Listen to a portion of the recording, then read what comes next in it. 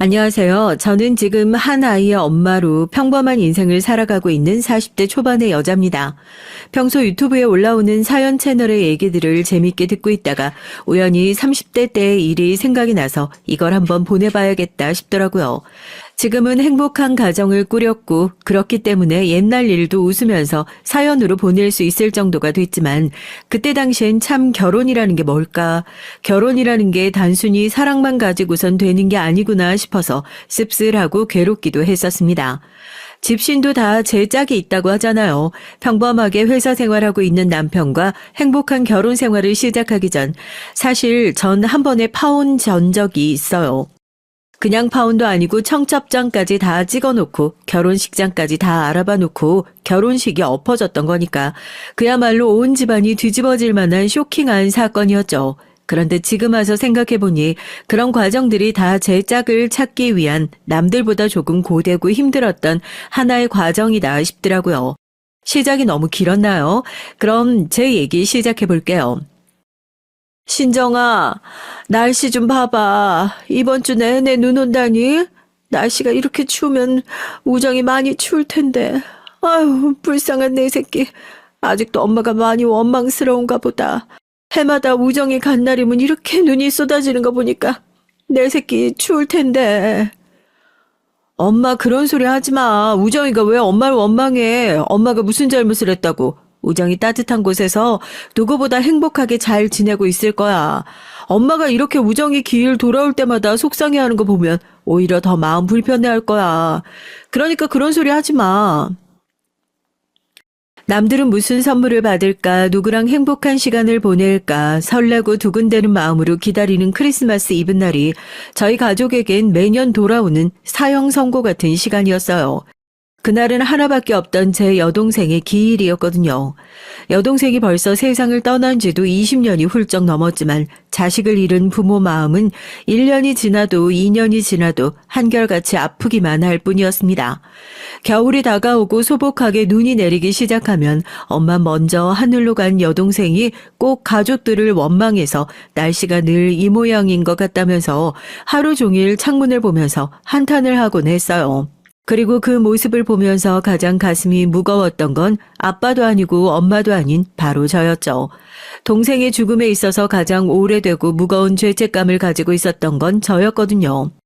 사연을 쓰면서 어디서부터 얘기를 시작할까 떠올리다가 제 아픈 과거부터 끄집어내는 것이 맞다는 생각이 들었습니다. 동생은 저랑 2살 터울이었고 세상에서 가장 가까운 친구 사이였어요.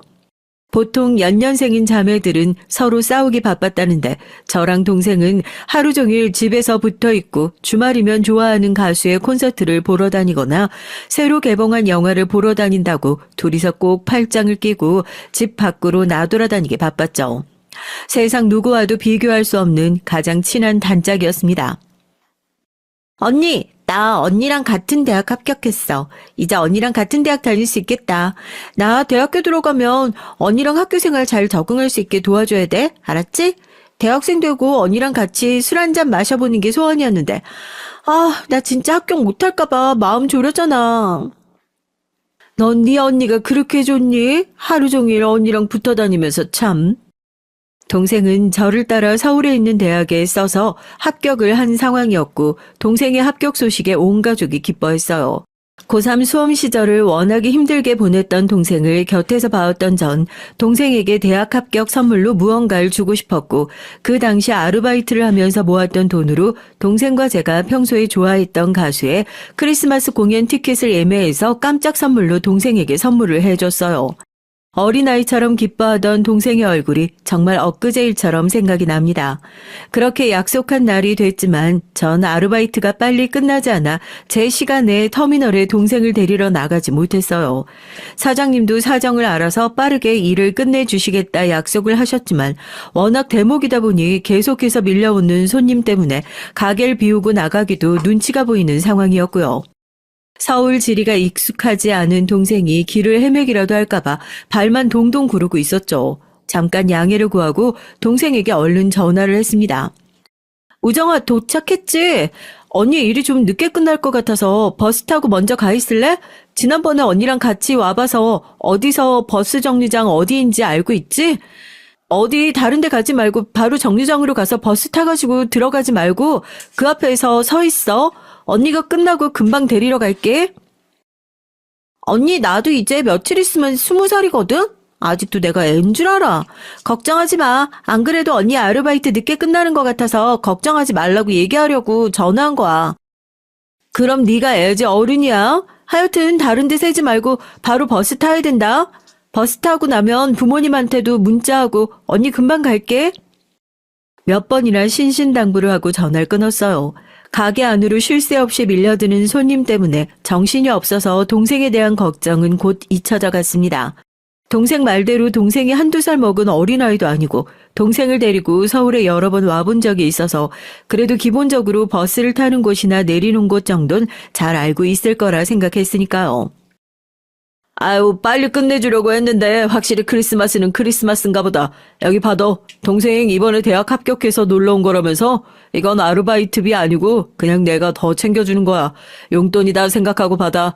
동생이랑 오늘 저녁에 맛있는 거라도 사 먹고 재밌게 놀라고. 동생한테도 합격해서 축하한다고 꼭 전해주고.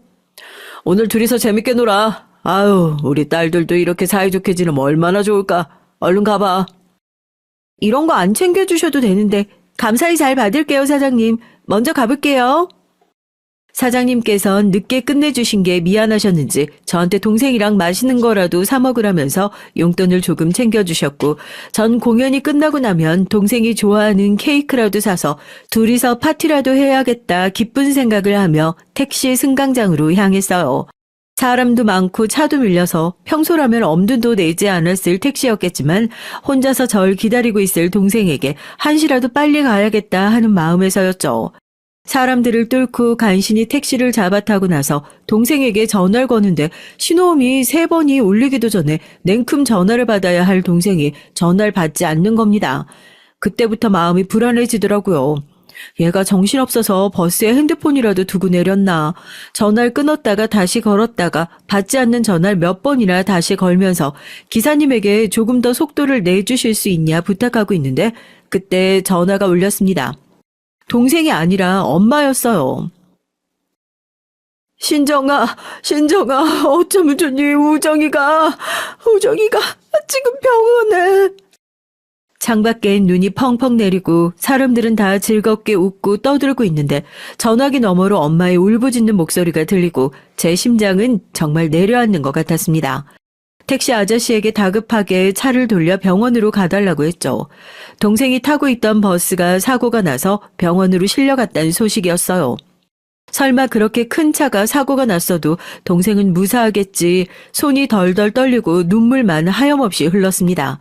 제가 다른 곳에 세지 말고 바로 버스를 타라고 그 소리만 하지 않았더라면 아르바이트고 뭐고 내팽개치고 터미널로 동생을 바로 데리러 갔었더라면 동생이 그런 끔찍한 사고를 당하는 걸 피할 수 있었을까요? 아이고 나 못 살아. 아이고 우정아, 어떻게 엄마를 두고 이렇게 가. 끔찍하게 밀리는 차를 뚫고 병원에 도착했을 땐 이미 한참 늦어버린 상황이었어요. 동생은 그렇게 20살을 며칠 남겨두지 못하고 세상을 뜨고 말았습니다. 전 동생의 영정도 제대로 바라볼 수 없었어요. 제가 너무 죄인 같았죠. 저랑 같은 대학에 들어가서 너무나 기쁘다고 해맑게 좋아하던 동생이었는데 제가 괜히 대학에 합격했다고 선물을 주겠다고 동생을 불러내지만 않았어도 이런 사고는 당하지 않았을 텐데 동생의 끔찍한 사고가 모두 제 탓인 것만 같았습니다. 자식을 잃은 부모의 울음소리는 꼭 짐승의 울음소리랑 비슷하다고 하잖아요. 엄마 몇 번이나 혼절을 하셨어요. 엄마 미안해. 이게 다 나 때문이야. 아빠 죄송해요. 나만 아니었어도 우정이 이렇게 될 일 없었을 텐데. 내가 우정이 대신 잘못됐어야 하는데 죄송해요. 정말 죄송해요. 동생 앞에서 가족들 모두가 죄인이 된 것 같았어요. 전 특히나 더 그랬고요. 장례가 다 끝나고 난 이후에도 가족들은 한동안 일상으로 되돌아오지 못했습니다. 전 충격이 너무 커서 실어증까지 왔었고 1년 동안 학교를 다니지 못하고 병원을 오가면서 치료를 받아야 했을 정도였으니까요. 부모님 마음에 대못을 2번씩이나 박았던 거죠. 평범하게 학교 생활을 하면서도 내가 아무렇지도 않게 밟고 있을 교정이 내 동생이 그렇게나 밟고 싶어 하던 곳이었다는 생각이 들 때마다 속절없이 무너졌습니다. 가장 견디기 힘들었던 건 남아있는 부모님의 모습이었어요. 신정아, 엄마는 우정이 사고 신정이 네 탓이라고 생각 절대 안 해. 너까지 잘못되는 꼴 절대 못 봐. 너까지 이렇게 망가지는 모습 보면 우리 우정이가 얼마나 속상하겠어. 응? 엄마가 미워서 말 안 하는 거야? 그래서 그래? 엄마가 다 잘못했어. 엄마가 죄인이야. 부모님은 그 사고가 절대 제 탓이 아니라고 했지만 집에 있는 동안 틈만 나면 먼 산을 바라보면서 허망한 눈으로 깊은 생각에 잠겨있는 아버지의 모습, 새벽에 잠에서 깨서 소파에 앉아 입을 틀어막고 우는 엄마의 울음소리를 듣는 제 마음은 더욱 골마만 갈 뿐이었어요. 먼저 떠난 동생은 끝까지 언니 걱정만 하는 바보같이 착한 애였나 봐요. 아무도 열지 못한 제 말문이 기어이 열렸던 건 꿈에 나온 동생이었습니다. 사고 이후로 제 꿈에 한 번도 나오지 않아 그렇게 내가 많이 원망스러운가, 내가 많이 미운가 미안한 마음뿐이었는데 일찌감치 잠에 든 제 꿈에 동생이 버스 정류장 벤치에 덩그러니 앉아있더라고요. 그 버스 타면 안 된다고 여기 좀 보라고 소리를 질러야 하는데 목소리가 나오지 않아 가슴만 퍽퍽 치고 있는데 동생이 금방이라도 버스를 잡아 탈 것처럼 벤치에서 서서히 일어나는 겁니다. 꿈인 줄 알면서도 마음이 너무 급해지더라고요. 우정아, 안 돼, 가지마. 가지마, 우정아. 순간 저도 모르게 목소리가 터져나왔고 자리에서 일어난 동생이 천천히 뒤를 돌아봤어요. 제가 항상 기억하고 있는 모습 그대로 환하게 웃으면서 말이에요. 웃는 모습이 참 다행이다 생각했습니다. 다행이다. 언니 말해서. 나 언니 안 미워. 먼저 가서 미안해. 건강하게 잘 지내? 손을 흔든 동생이 저 멀리 사라지고 전 그렇게 펑펑 울면서 잠에서 깼어요. 잠꼬대로 제가 동생 이름을 부른 건지 놀란 부모님이 제 방으로 달려오셨고 전 부모님의 품에 안겨 한바탕 더 눈물을 쏟아냈습니다. 엄마, 아빠, 우정이가 웃었어. 우정이가 나 안 밉대. 내가 안 밉대. 아이고, 하느님 아버지 감사합니다. 우리 딸 그동안 마음고생이 얼마나 심했을 거야. 동생의 사고가 모두 제 탓이라고 그래서 부모님도 절 꼼짝없이 미워할 거라고 믿고 있었는데 꿈에 나온 동생 덕분에 그제서야 깨닫게 된 거죠. 사실 절 미워하는 사람은 저뿐이었다는 것을요. 모든 사람이 제가 그 무거운 죄책감을 깨고 나오길 한마음 한뜻으로 기다렸다는 것을 말입니다.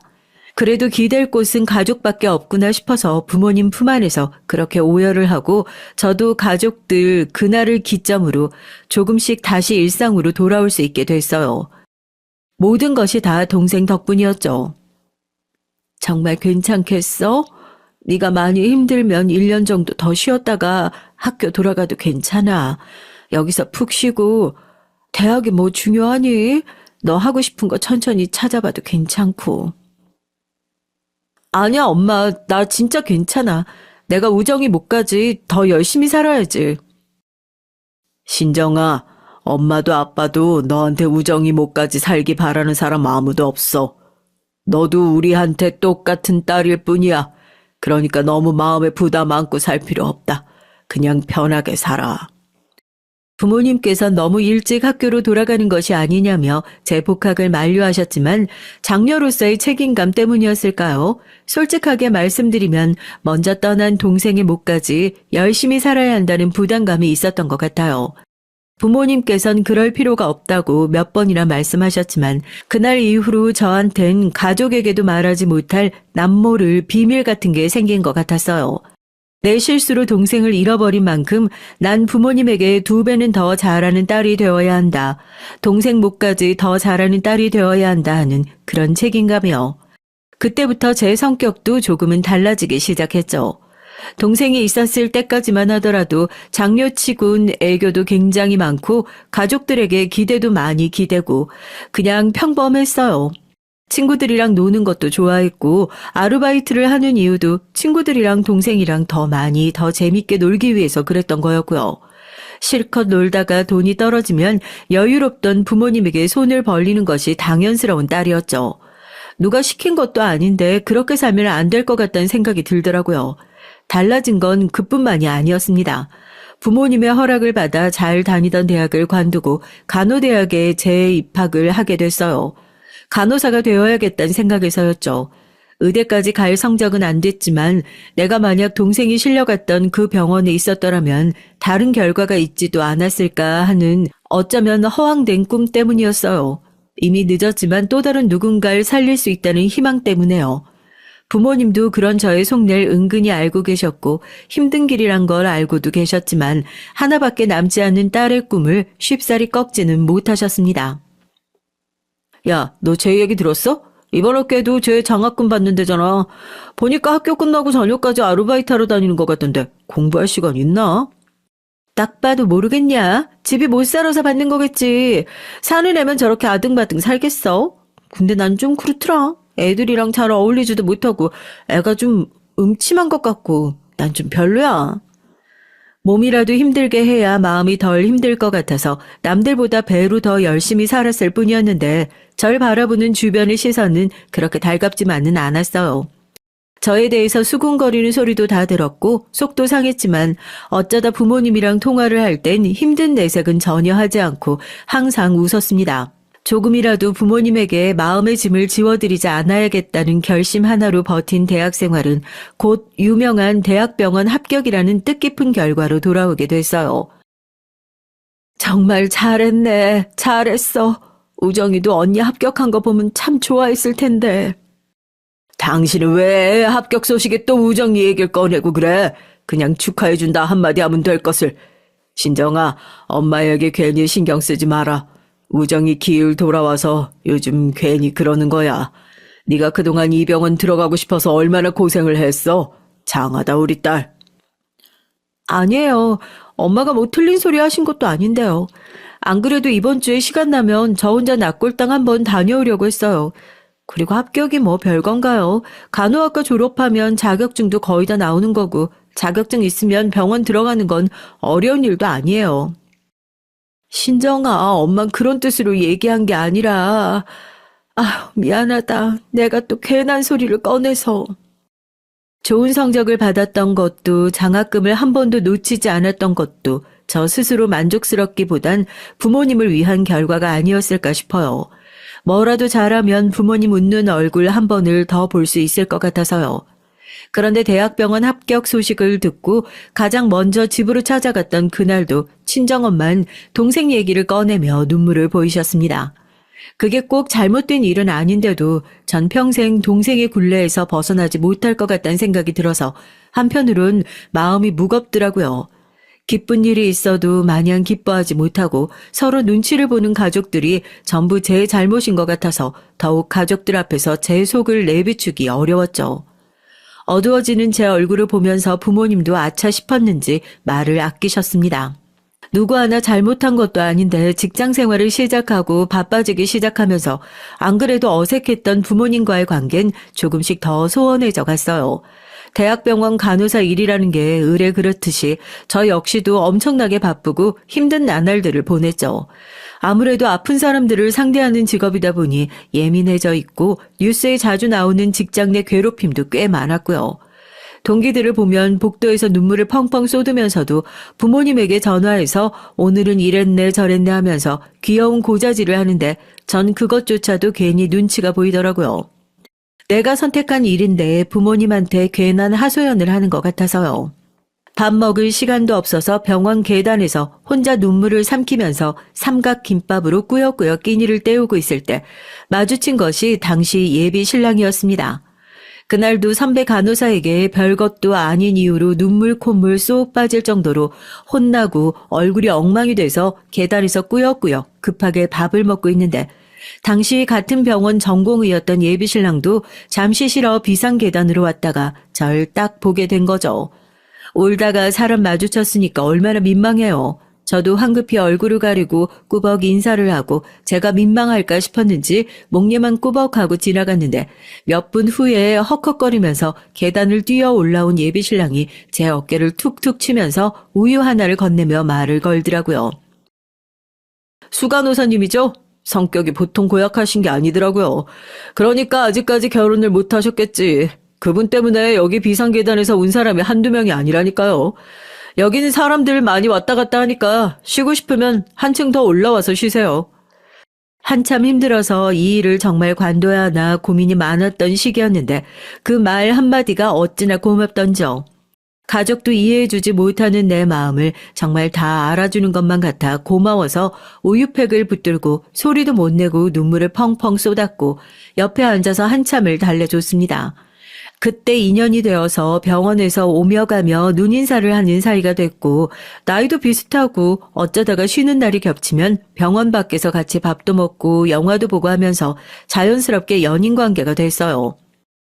난 어머니가 혼자 계셔서 그런지 요즘 결혼 얘기를 그렇게 많이 하신다니까. 여자친구 있다고 말씀드리고 나니까 은근히 인사 좀 왔으면 좋겠다 눈치를 주시더라고. 아직은 좀 부담스럽지? 당신은 집에서 그런 얘기 잘 안 해? 우리 만난 지도 꽤 된 것 같은데 어쩔 때 보면 당신은 나한테 가족 얘기를 참 잘 안 하는구나 싶어서. 혹시 뭐 불편하거나 그런 거 있는 거야? 불편하긴 그런 거 없어. 그냥 난 당신처럼 가족들이랑 뭐 그런 얘기 잘 안 해가지고 그런가? 일하느라 바빠서 집에도 잘 안 가고 그러거든. 대학생부터 계속 나와서 살아서 그런 것도 있고. 어머님한테 나 간호사라는 건 말씀드렸어? 간호사라고 싫어하시진 않을까? 에이, 우리 엄마를 뭘로 보고 당신한테만 얘기하는 건데 우리 어머니도 고등학교만 졸업하시고 장사하시면서 혼자서 나 어렵게 키우셨어. 지난번에 당신 사진 보여드리면서 어떠냐고 넌지시 얘기 꺼냈었는데 얼굴은 반반하니 예쁘네 이러시던데 우리 엄마한테 최고의 칭찬이야. 동생이 떠난 이후로 인생에서 무언가 한 번도 욕심을 내본 적이 없었는데 그때 처음으로 욕심이 나는 존재가 제 인생에서도 생겼어요. 솔직히 저도 간호사 생활을 좀 하다 보니까 주변에서 들리는 말 같은 게 있잖아요. 아무래도 주변 시선이 껄끄럽고 하다 보니까 병원에선 저희가 만나는 걸 계속해서 비밀로 하고 있었는데 사람들이 간호사랑 의사 관계는 절대로 이루어질 수 없는 관계라고. 의사 집안에서 내 자식 의사 만들려고 얼마나 투자를 했는데 금 맞는 며느리, 금 맞는 사위 들이려고 눈에 불을 켜고 달려드는 게 당연지사라고. 그런 소리를 듣다 보니까 예비신랑 쪽에서 먼저 결혼 얘기를 은근히 꺼내는데도 마냥 웃으면서 그 얘기를 덥석 받아들일 수가 없더라고요. 더군다나 그때쯤이었을까요? 대학생 때 아팠던 이후로 다시는 꿈에 나오지 않았던 동생이 또다시 꿈에 나와서 말도 없이 제 손을 꼭 붙잡고 눈을 쳐다보다가 가버리고 난 이후엔 괜한 자책감마저 들었습니다. 소심하다고 욕을 하셔도 할 말이 없지만 내가 지금 이렇게 행복해도 되는 걸까 싶더라고요. 동생이 절대 그런 생각을 할 리가 없다는 걸 잘 알면서도 말이에요. 참 한심하죠. 그런데 동생이 그렇게 꿈에 나왔던 이유는 다른 게 아니었나 봅니다. 언니의 잘못된 결혼을 내다보고 어떻게든 말리고 싶었던 깊은 우애 때문이었나 봐요. 그 어떤 시련에도 절대 찌그러지지 않을 거라 생각했었던 저희의 관계가 예비신랑의 등살을 못 이겨 시댁에 첫 인사를 가고 난 이후로 삐거덕거리기 시작했거든요. 어머님 안녕하세요. 처음 뵙겠습니다. 별건 아니지만 어머님 과일 좋아하신다고 하셔서 이것저것 좀 사와봤어요. 입맛에 맞으실지 모르겠지만 예쁘게 잘 좀 봐주세요. 첫 인사 자리에 뭘 사갈지 고민하다가 과일을 좋아하신다는 예비신랑의 말에 백화점에서 과일 바구니 하나, 또 인사 갈 때가 꽃이 막 피고 있는 봄쯤이어서 평소에 하고 다니시기에 좋을 것 같은 스카프 하나를 사서 선물로 들고 갔습니다. 마음에 안 들어 하실 이유가 전혀 없다고 무조건 좋아하실 거라는 예비신랑의 말과 달리 처음부터 저를 바라보는 어머님의 시선은 삐딱하기 그지없어서 당황했죠. 웃으면서 선물을 받아들고 절 맞아주실 거라 생각했는데 쇼핑백을 내민 제 손이 무안스러울 정도로 팔짱을 끼고 꼼짝도 하지 않은 채 현관에서 절 빤히 쳐다보시더라고요. 시선은 제 가방으로 향해 있으셨습니다. 엄마, 이 사람 팔 떨어지겠어요. 아주머니 이것 좀 받아다가 이따가 식사 끝나고 내주세요.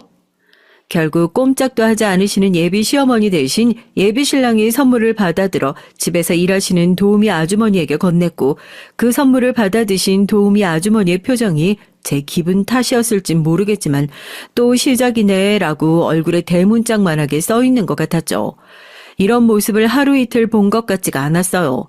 머쓱한 분위기에서 거실에 앉아있는데 하는 일이 뭐냐, 부모님은 뭐 하시냐 이런 당연스러운 질문 대신에 아주 뜬금없는 질문을 하시더라고요. 선물은 백화점에서 산 게 맞냐고요. 제가 당황해서 아무 말도 못하고 예비신랑이 저 대신 백화점 쇼핑백 못 보셨냐.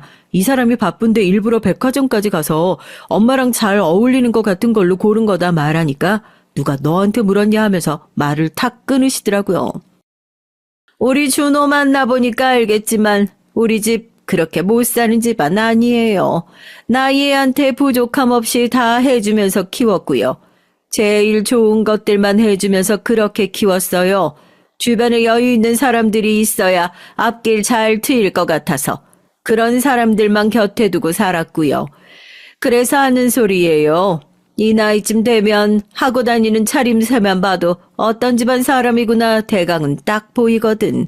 그 가방 딱 봐도 짝퉁 같은데 눈치 보니까 이게 어디 브랜드 짝퉁인지도 모르고 들고 다니는 눈치구만. 2만 원짜리 가방 들고 다니면서 내 선물 백화점에서 사왔다고 하니까 내가 안 믿겨서 그래요. 대학 다닐 때도 직장 생활할 때도 부모님한테 손 한 번을 안 벌리면서 지내서 그런지 호주머니에 돈 생겨도 저축할 줄만 알지 저 위에서 써본 적이 별로 없어요. 제 또래 여자들이 관심 가지는 가방이니 쇼핑이니 여행이니 이런 것들을 할 경제적인 여유도 심적인 여유도 없었던 것도 사실이고요. 예비 시모의 말처럼 2만 원짜리 가방이 어디 브랜드의 짝퉁 제품인지도 모르고 들고 다녔던 것도 맞지만 그렇다고 해서 제가 사온 선물까지 의심스럽단 얘기를 들으니까 정말 낯뜨겁더라고요. 예비 신랑도 이건 아니다 싶었는지 어머니하고 말을 끊고요. 무슨 뜻으로 하신 말씀인진 이해했습니다. 첫 인사 오는 자리니까 제가 더 신경을 썼어야 했는데 부모님이 손 안 벌리고 겸손하게 사느라 쓸 때 안 쓸 때 구분을 못했던 것 같아요. 선물은 정말 신경 써서 고른 것들이니까 오해 없이 받아주셨으면 좋겠습니다. 그 당시에 저도 미련했었죠. 예비신랑이 어지간히 좋기도 했었고 첫인사 오는 자리에 차림새를 신경 쓰지 못했던 제 잘못도 있었다고 생각해서 먼저 죄송하다고 숙이고 들어가니 분위기가 어느 정도 누그러지는 것 같더라고요. 한숨 돌릴 틈도 없이 식사하는 내내 불편한 지적은 계속됐습니다. 그나마 그 자리를 버틸 수 있었던 건 예비 신랑이 영 생각 없는 사람은 아니었거든요. 또 그 예비 시모도 웃긴 게 자기 아들한텐 꼼짝 못하는 세상에 둘도 없는 아들 바라기더라고요. 어머니, 제가 좋아서 데리고 온 사람이에요. 충분히 말씀 다 드렸던 것 같고 데리고 인사시키라고 하셔서 바쁜 사람 시간 내서 데리고 왔는데 이런 식으로 말씀하시는 건 아니죠. 예, 너 지금 벌써부터 엄마 앞에서 편을 들길? 내가 뭐 못할 소리 했어? 아, 그럼 너 같으면 내가 뼈 빠지게 고생해서 아들 의사 만들어놨는데 급도 안 맞는 간호사 며느리 데리고 오면 기분 좋다, 오냐 어서 오십시오 하고 절이라도 해야 된다 이거야? 아이고 기가 막혀 정말. 결국 자기 아들에 비해서 제가 못나 보이니까 그게 싫으셔서 어떻게든 흠을 잡고 싶으셨던 거였나 봅니다. 그것도 모르고 거의 1시간 가까이 그 자리에 앉아서 생전 처음 들어보는 수모를 다 겪었네요. 병원에서 일하면서 진상 환자도 많이 만나보고 어지간한 일은 상처 안 받는다고 생각하며 살았는데 솔직히 이건 해도 해도 너무하는구나 싶더라고요. 여자는 외적으로 보여지는 것이 전부라면서 옷 입는 것을 보면 수준이 보인다는 둥, 머리나 피부를 보면 집이 어느 정도 먹고 사는지 안다는 둥, 누가 시댁에 오는데 그런 차림새를 하고 오냐는 둥, 예비 신랑이 그랬잖아요. 그래도 얼굴 예쁘다고 인사 오기 전에 그랬었다고요. 정말 그거 딱 한마디 하시더라고요. 얼굴 좀 반반한 거 가지고 내 아들한테 드밀어 보려고 했던 거냐고요.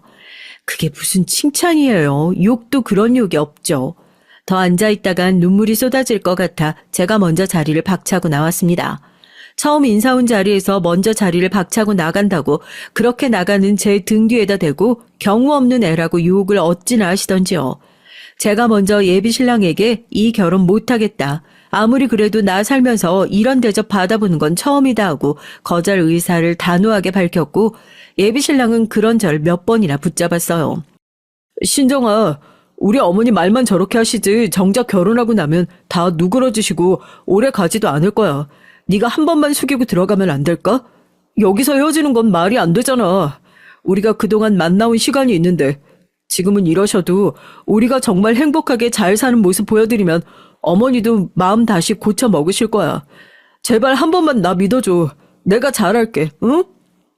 나 이런 취급 받을 줄 알았으면 애초에 인사 오지도 않았어. 내가 얼마나 신경을 많이 썼는데 왜 거기서 어머니한테 그런 소리라 듣고 있어야 하냐고. 부모님 손 안 벌리고 나 혼자서 열심히 살아보려고 한 게 그게 그렇게 큰 잘못이야? 당신도 괜찮다고 좋다고 했잖아. 나 정말 괜찮아. 나야 당연히 좋지. 그럼 나 우리 어머니 보고 살지 말까? 신정아, 네가 싫다고 하면 나 평생 어머니 얼굴 안 보고 살게. 그러니까 제발 헤어지자는 소리만 하지 마라. 길거리에서 남편이 무릎을 꿇고 절대로 못 헤어진다고 한 번만 다시 생각해달라고 싹싹 빌고 난리를 치는 통에 저도 주저앉아 울고불고 젊었을 때 그런 생쇼도 해봐야 청춘 아니겠습니까? 그런 집구석 한시라도 빨리 탈출하지 뭐하러 다시 받아줬나 하시겠지만 그땐 예비 신랑 말을 철석같이 믿고 있었어요. 내가 정말 시어머니랑 결혼하는 것도 아니고 이 사람이랑 결혼하는 거고 지금 내 앞에서 나랑 헤어지느니 차라리 자기 엄마를 평생 안 보고 살겠다 소리까지 하는 사람인데 그러면 한번 믿어보고 같이 살아볼 만하지 않나 싶었던 거죠. 시어머니 설득은 자기가 책임지겠다면서 믿어만 달라고 신신당부를 하는 예비신랑을 믿고 다시 한번 그렇게 결혼을 준비하게 됐어요. 사실 예비신랑을 더 믿고 의지했던 건 그 당시 유일하게 저를 있는 그대로 봐주는 사람이란 생각이 커서였던 것 같아요. 가족들에게도 쉽게 터놓을 수 없는 내 속내를 편안하게 내려놓을 수 있는 사람이었고 결혼을 준비하는 과정에서 그런 모습이 보이니까 저희 부모님도 네가 드디어 제 짝을 만난 것 같다고 난 사위가 의사가 아니라 어디 변변찮은 직업 없는 노숙자라고 그래도 환영할 거라고 오죽하면 그런 말씀을 하셨으니까요. 부모님 눈에도 제가 예비신랑을 많이 좋아하는 것이 보일 정도였으니까 저희 집안 쪽에선 결혼을 반대하는 사람이 정말 아무도 없었습니다. 엄마, 사실 나 처음 인사 갔었을 때 시어머니가 나 마음에 안 들어 했었다? 솔직히 마음에 안 들어하게 하겠지. 본인 딴엔 고생해서 아들 의사 만들어 놓았을 텐데 그게 인생의 큰 자랑이고 훈장이다 생각하시는 분일 텐데 거기에 비해서 내가 너무 떨어지는 사람이다 싶으셨을 테니까. 엄마, 내가 그런 집에 들어가서 잘 지낼 수 있을까? 이렇게 행복하게 잘 살아도 되나? 한 번씩은 그래. 상견례를 하루 앞두고 본가에서 정말 오랜만에 엄마와 한 침대에 누워 두런두란 얘기를 나눴어요. 제 얘기에 엄마는 아무런 말도 하지 않고 제 손을 꼭 잡아주셨습니다. 솔직히 자기 딸 시댁에서 마음에 안 들어한다는 얘기 듣고 기분 좋아할 부모가 어디 있겠어요. 신정아, 엄만 말이야. 의사 사위니 판검사 사위니 그런 뭐 명함 나부랭이 아무 필요도 없어. 너네 결혼 허락한 것도 그저 네가 좋다고 그래서 그거 하나 믿고 허락해 준 것뿐이야. 그러니까 언제라도 아니다 싶으면 관둬. 엄마 너 좋다는 사람이면 다 좋고 너 싫다는 사람이면 다 싫으니까. 너도 이 세상에 하나밖에 없는 소중한 엄마 딸이야. 무슨 말인지 알지? 다 커서 창피하게 그 소리 들으니까 왜 그리도 눈물이 나는지요. 먼저 떠난 동생 생각이 사무치게 많이 나는 밤이 흐르고 상견례 날이 다가왔습니다. 저 얼마 전에 무슨 드라마를 보다가요. 정말 어머 소리를 내면서 소스라치게 놀랐잖아요.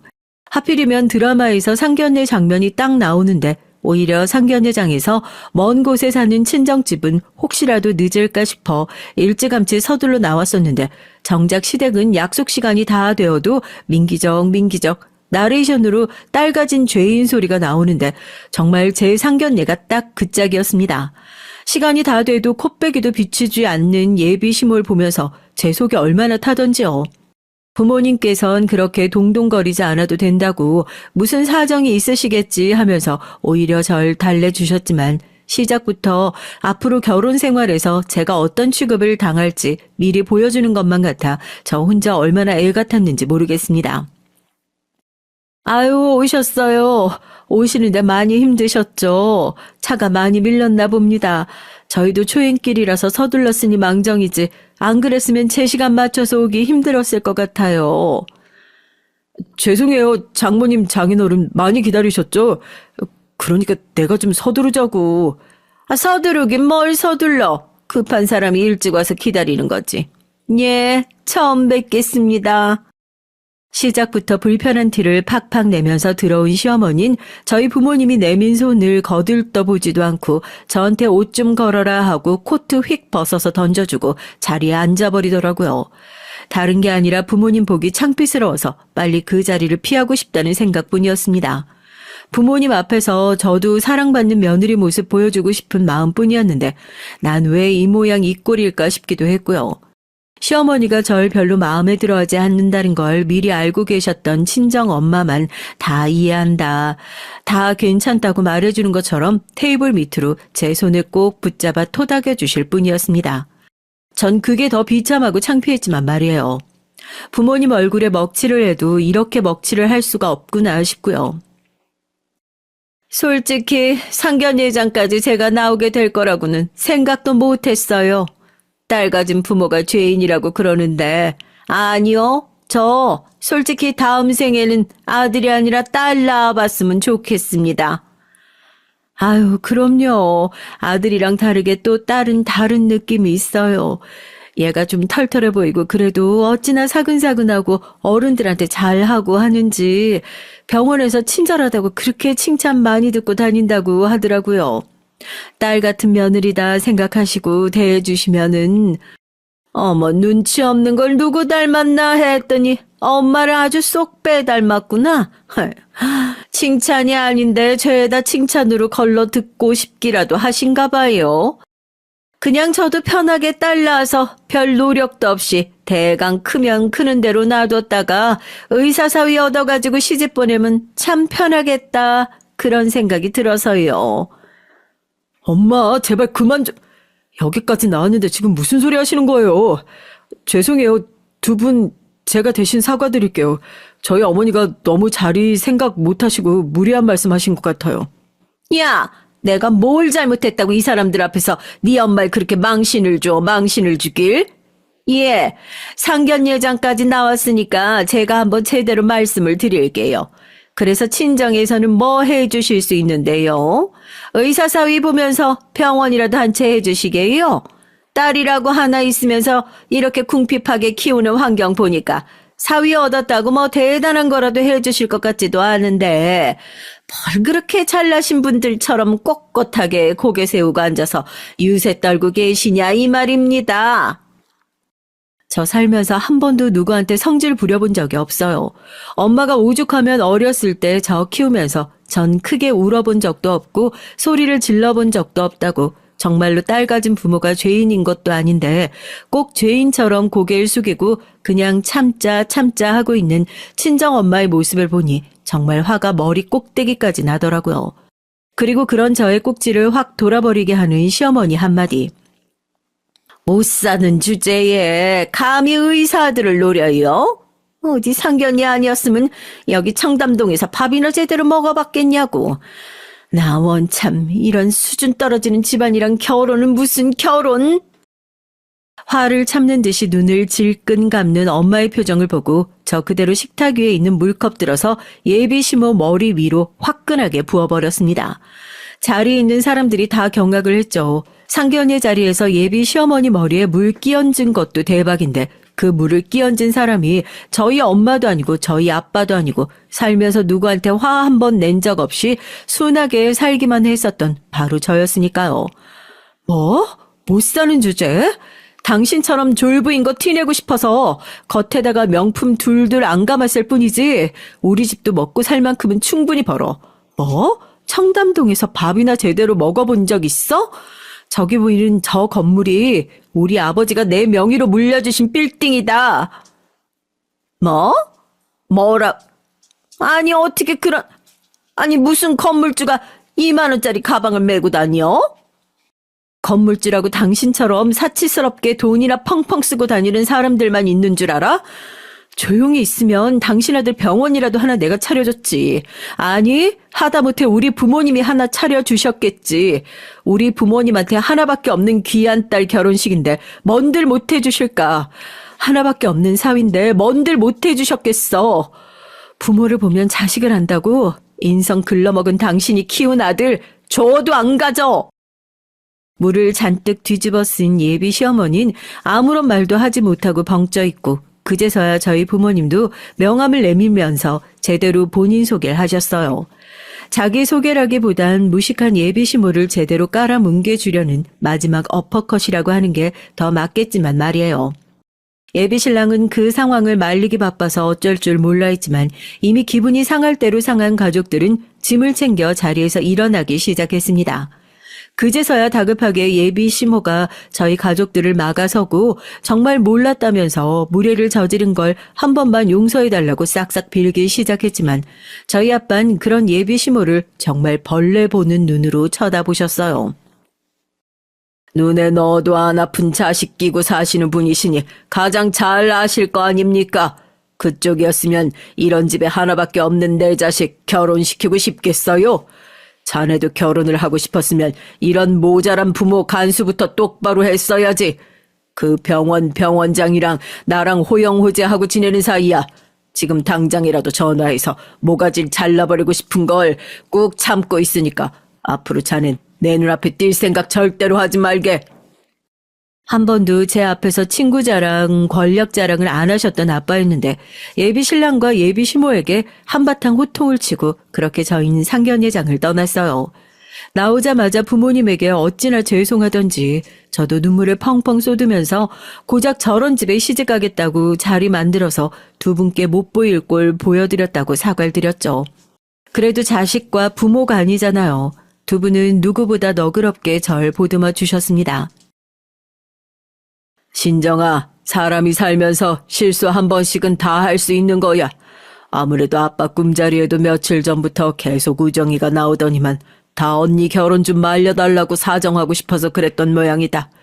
이렇게라도 저 사람들 속내를 알게 됐으니까 얼마나 다행이니. 결혼 안 하고 살아도 좋고 항상 잘나지 않아도 괜찮아. 누가 뭐래도 넌 엄마 아빠 딸이니까 이젠 우정이 목까지 열심히 살아야겠다. 그런 부담감은 좀 내려놓고 너도 네 인생 행복하게 살았으면 좋겠구나. 전 오히려 그 사람들에게 감사 인사라도 해야 할 판이에요. 제가 정말 오랜 시간 가족들에게 듣고 싶었던 말을 그 난리통 속에 듣게 됐으니까요. 원래 외부에 적이 생기면 내부 결속력이 끈끈해지는 법이라고 저와 부모님도 그 일을 계기로 서로를 더욱 이해할 수 있는 단단한 사이로 발전된 것 같아서 참 다행이라 생각이 듭니다.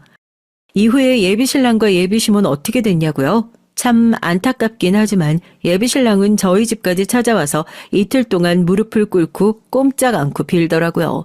한 번만 용서해달라면서요. 한때는 안쓰럽고 짠해 보이기도 했었는데 상견례 사건을 겪고 나니 신락같이 남아있던 정까지 다 털려버린 것 같았어요.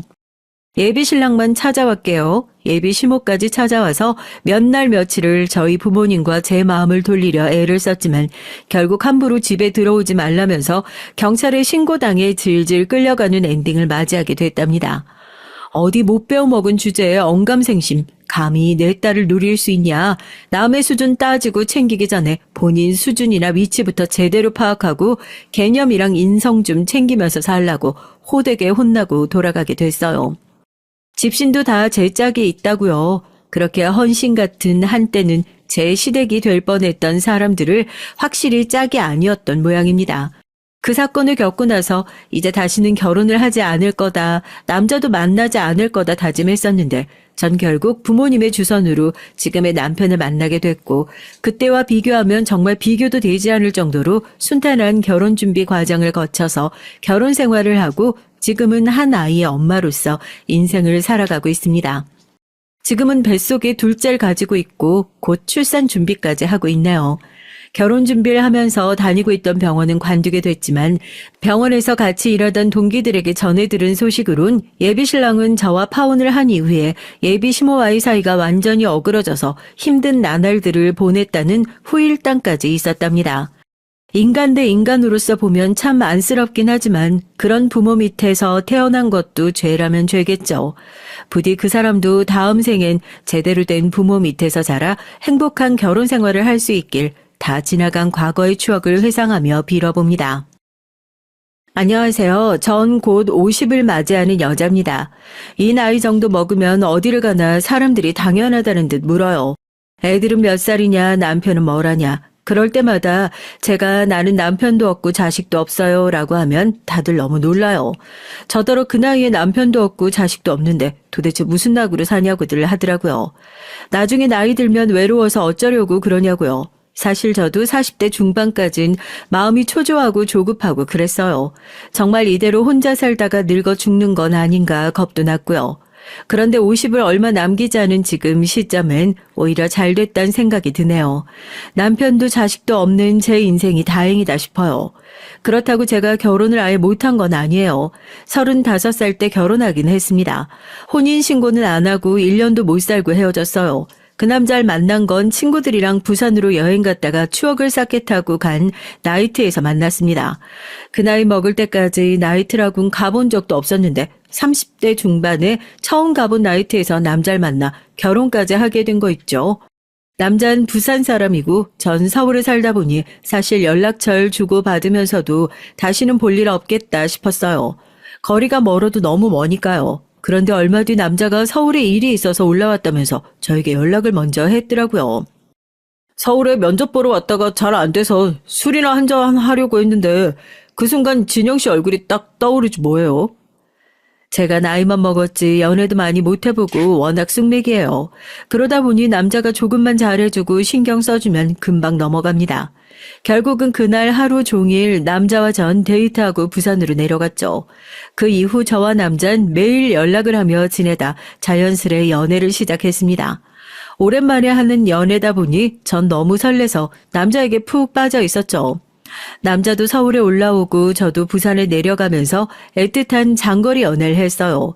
남자는 만날 때마다 서울로 올라오고 싶어 했고요. 어떻게든 서울에서 일자리 찾아서 서울에 터 잡고 살고 싶은데 서울에 올라가 뭐라도 해보려고 해도 월세가 비싸도 너무 비싸. 남자가 처음 서울에 면접을 보러 오겠다고 마음 먹었을 땐 단순히 서울에 취직되면 한번 살아보자 정도였답니다. 그런데 막상 서울에 직접 와서 보니까 서울이 너무 좋아서 하루라도 빨리 서울에서 취직해 살고 싶대요. 그래야 저랑 결혼도 한다고요. 이왕 말 나온 김에 내가 그냥 진영이네 집에 들어가서 살까? 남자는 제가 너무 좋다면서 하루라도 빨리 서울에 올라오고 싶다고 했어요.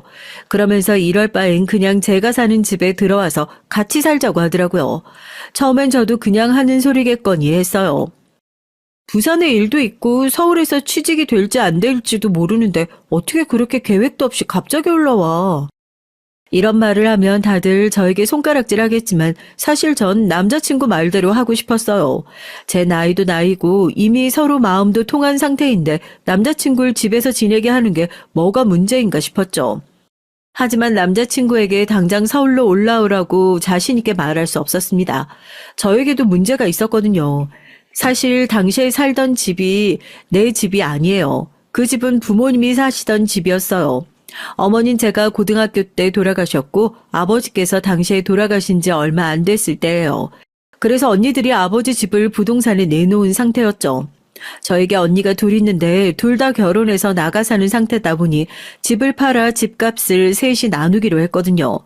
집이 언제 팔릴지 모르는 상황에서 남자를 집에 들인다는 게 마음이 편하지 않았습니다. 언니들이 난리를 칠 게 안 봐도 뻔하거든요. 하지만 전 참지 못하고 남자친구를 서울로 불렀어요. 저도 장거리 연애에 이미 지친 상태에서 남자친구의 말을 계속 거절하기가 쉽지 않았습니다. 처음 남자친구가 말한 건 2주 정도였어요. 집이 언제 나갈지 모르는 상황이다 보니 우선 남자친구가 일자리를 구하는 대로 바로 고시원이라도 구해서 나가겠다고 했죠. 그 전까지만 언니들에게 비밀로 하고 같이 살기로 했습니다. 저와 남자친구의 동거 생활은 너무도 좋았어요. 마치 소꿉놀이처럼 너무 재밌었고요. 그렇게 2주만 살겠다던 남자친구는 저와 6개월 넘게 함께 살았습니다. 그러다 첫째 언니에게 들키게 돼서 남자친구가 집을 나가게 됐어요. 미친년, 도대체 나이를 어디로 처먹은 거야? 집도 절도 없는 것들끼리 아버지 집에서 살림을 차리고 살아? 그것도 언니들까지 속이고? 제가 할 말이 없는 게 제가 잘못하긴 했어요. 언니들 몰래 남자랑 산 것도 모자라서 부동산에 내놓은 집을 다시 안 내놓겠다고 제가 연락을 했거든요. 남자친구가 서울에 취직이 되기는 했어요. 그런데 이미 같이 사는 게 익숙해지다 보니 따로 살고 싶지 않았습니다. 그래서 둘이 조금만 더 돈을 모아 아예 신혼집 자금을 모아서 나가자고 했죠. 그래서 조금만 더 아버지 집에서 버텨보자 집을 안 내놓기로 했고요. 언니들이 몇 번이나 저에게 집을 보러 오는 사람이 없냐고 물었는데 그럴 때마다 전 거짓말을 했어요. 집을 내놓은 지가 언젠데 아직도 소식이 없어? 그렇게 집 보러 오는 사람이 없어? 부동산 아줌마 말이 요즘 다들 집값이 올라서 매매 보러 오는 손님이 거의 없대. 더군다나 우리 집은 평수도 큰 집이라 좀 걸릴 것 같다고 그러더라. 저처럼 소심한 애가 남자한테 미쳐버리니 거짓말도 아주 술술 나오더라고요. 그러다가 언니가 우연히 제가 사는 동네에 왔다가 부동산 아줌마를 만나서 제가 집을 안 팔겠다고 했다는 말을 듣고 만 거예요. 그래서 난리가 나서 집까지 들어온 겁니다. 그러고는 저와 남자친구가 사는 모습을 그대로 언니에게 다 들켜버리고 말았죠. 아버지가 그렇게 우리 막내 감싸고 도셨는데 네가 이런 꼴로 사는 거 보면 참 좋아하시겠다. 언니는 저와 남자친구를 보고 한심하다는 듯이 혀를 끌끌 찼습니다. 그 순간 저도 화가 나더라고요. 물론 제가 잘못한 일이긴 하지만 명색이 제 남자친구인데 그 앞에서 혀까지 차며 무시하니 참기 힘들더군요. 언니들 속인 건 나도 미안한데 나도 엄연히 이 집에 지분이라는 게 있잖아? 남자친구가 부산 사람이라 당분간만 좀 같이 지낸 건데 내 얘긴 들어보지도 않고 사람을 꼭 이렇게 한심하게 취급해야겠어? 자초지종을 듣기는 뭘 들어. 딱 보면 알지. 그 나이에 남자를 만나도 어디서 별 볼 일 없는 남자를 만나선 집도 없어서 여자한테 빌붙는 놈을 만나? 언니가 선을 넘었습니다. 분명 내 남자친구라고 결혼까지 생각하고 있다고 말했는데도 이놈 저놈 하면서 넘지 말아야 할 선을 넘고 말았어요. 전 남자친구에게 너무 미안해서 노발대발 더 난리를 쳤어요. 웃기고 있네. 형부는 뭐 대단한 사람이라고 잘난 척이야? 언니가 지금 나한테 그런 말 할 자격 있어? 형부도 아무것도 없이 장가와서 지금 사는 전셋집도 우리 아버지가 해준 거잖아. 그리고 아버지 아플 때 자식이라고 조금도 신경 안 썼으면서 아버지 돌아가셨다고 재산은 왜 똑같이 나눠 가져야 돼? 어머니고 아버지고 아플 때 내가 다 했잖아. 전 언니의 태도에 너무 화가 나고 실망스러워서 꺼내고 싶지 않았던 옛날 얘기까지 하고 말았어요. 사실 제가 언니들한테 쌓인 게 좀 많아요. 꼭 자식이 부모에게 잘해야 하는 건 아니지만 그래도 도리라는 게 있잖아요. 어머니도 아버지도 돌아가시기 전에 좀 많이 아프셨는데 어머니들이라고 둘이나 있는데도 자식으로서 할 도리조차 하지 않았어요. 오히려 아픈 부모한테 매일 해준 거 없다고 투덜거렸습니다. 아버지께서 결혼하고 저희 셋을 낳고 나서 일하다 다쳐서 다리를 좀 절뚝거렸어요. 그나마 다행인 건 다니던 직장에서 산재로 보상을 받아 그 돈으로 식당을 차려서 동네에서 장사할 수 있었습니다. 그래봤자 구멍가게 같은 가게라 동네 사람들 상대로 하는 가게였죠. 동네 사람들이 아버지 사정을 다 알다 보니 안쓰러워서 저희 가게에 많이 도움을 주셨어요. 그런데 엎친 데 덮친다고 그맘때 어머니께서 아프기 시작했죠. 자궁암이었는데 지금 같으면 금방 수술받고 나을 수도 있는 병이지만 그땐 상황이 좋지 않아서 어머니께서 고생을 좀 했어요. 병원도 계속 다녀야 하는데 어머니께선 돈 걱정에 자꾸만 병원도 안 가고 집에서 혼자 버티셨거든요. 아버지야 당연히 어머니를 살리겠다고 있는 거 없는 거 다 끌어다가 병원비에 보탰죠. 그때 제가 중고등학교 때인데 전 어머니가 어떻게 되기라도 할까봐 너무 무서웠어요. 그래서 하루 종일 학교에 가는 시간 빼곤 어머니 곁에만 있었습니다. 병원도 항상 따라가고 집에서 어머니 식사를 챙겼어요. 당시 언니들은 대학생이었는데 공부하느라 바쁘다는 핑계로 집에 잘 들어오지도 않았거든요. 집에 들어오면 뭐래요? 잠만 자고 또 나가기 바빴죠. 차라리 집에 안 들어오는 게 저는 속 편했습니다. 언니들은 집에만 들어오면 아버지에게 돈 얘기를 꺼내면서 툴툴거렸거든요. 물론 언니들도 힘들었다는 건 알아요. 집안 형편이 좋지 않다 보니 아버지께서 학비에 생활비까진 다 도와주지 못했어요. 그래도 학비는 어떻게든 해주려고 노력하셨습니다. 주변에 꿔서라도 줬어요. 그런데도 언니들은 생활비 좀 자기들이 벌어서 쓴다고 매번 투덜거리고 생색을 냈습니다. 다른 부모들은 학비며 생활비 걱정 말고 공부만 신경 쓰고 하루라도 빨리 취직이나 하라고들 난린데 우리 집은 학비도 간신히 내고 있으니 알바까지 하면 공부를 어떻게 해? 나도 너희한테 돈 걱정하지 말라고 척척 도와주고 싶지. 근데 어떡하냐? 너희 엄마가 저렇게 누워있는데 어떻게든 살려야 할 거 아니야? 그러게 병원에 입원시키면 될걸 왜 자꾸 집에 데리고 와? 이제 하다하다 자식들이 부모 간호까지 하게 생겼잖아. 당시 어머니께서 항암을 받고 있었는데 엄마가 항암을 너무 힘들어하기도 했었고 병원비도 비싸서 주사만 맞고 집에 오길 반복했어요. 항암이라는 게 원래 버티기 힘든 치료다 보니 어머니는 항암 주사를 맞고 바로 집에 오면 하루 종일 토하면서 아무것도 드시질 못했습니다. 아버지나 전 그 모습을 보면 마음이 아파서 견딜 수가 없었는데 언니들은 학교 생활도 힘든데 집에 와서까지 그런 모습을 보는 게 힘들었나 봐요. 자꾸 어머니를 집에 데려오지 말고 그냥 병원에 입원시키라고 난리였습니다. 아버지 사정은 알지도 못하면서요. 언니들이 집에 와서 하는 게 뭐가 있다고 아버지한테 툴툴거려. 그렇게 싫으면 언니들이 돈 벌어서 나가. 당시 전 언니들이 싫었어요. 전 아버지께서 힘든 게 뻔히 보여서 용돈도 한 번 달라고 말한 적이 없었거든요. 그렇다 보니 매일 교복만 입고 다니고 학교에서 내라는 돈도 제때 못 내서 선생님에게 혼나고 친구들에게 놀림까지 받고 있었어요. 그런 상황은 전혀 알지도 못하면서 본인들 불만만 토로하니 철이 없다고 느껴졌어요. 어디 어린년이 뭘 한다고 어른들끼리 하는데 끼어들어? 넌 들어가서 공부나 해. 그 머리로 대학이나 가겠냐? 아버진 나가서 하루 종일 돈을 벌어야 하는 상황이니 어머니를 돌보는 일은 항상 제 차지였습니다. 물론 저야 어머니 옆에 있고 싶어서 제가 자진해서 한 일이긴 했지만 언니들이 조금이라도 도와줬으면 저도 혼자 힘들어하진 않았을 거예요. 당시에 저도 사춘기라 학교에서 친구들과의 관계도 굉장히 힘들었었고 금방이라도 죽을 것처럼 아파하는 엄마를 보는 것도 힘들었거든요.